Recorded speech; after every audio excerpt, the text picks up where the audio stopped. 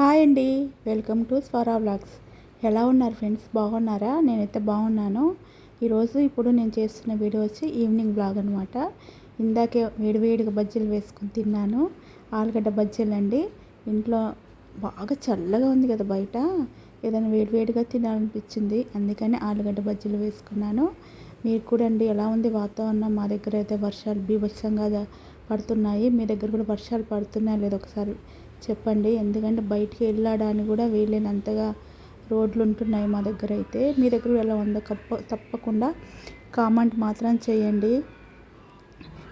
నేను వేసుకున్న బజ్జీలు ఎలా వేసానో మీరు ఒకసారి చూడండి. మీలాగా నేను కూడా వేసానా, ఇంకా వేరేగా మీరు వేస్తారా కూడా కామెంట్ పెట్టండి. నేను 1 కప్పు శనగపిండి తీసుకున్నాను.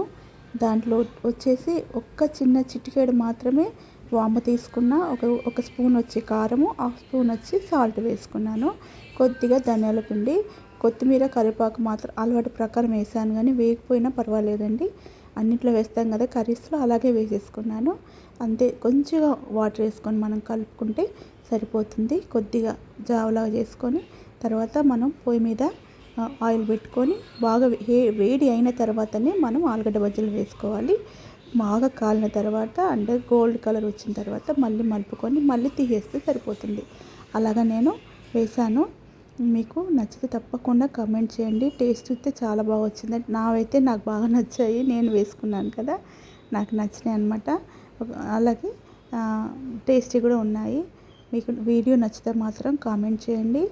బాగా నచ్చితే మాత్రం షేర్ చేయండి, సబ్స్క్రైబ్ చేసుకోండి, లైక్ చేయడం అస్సలు మరవకండి. Thank you so much.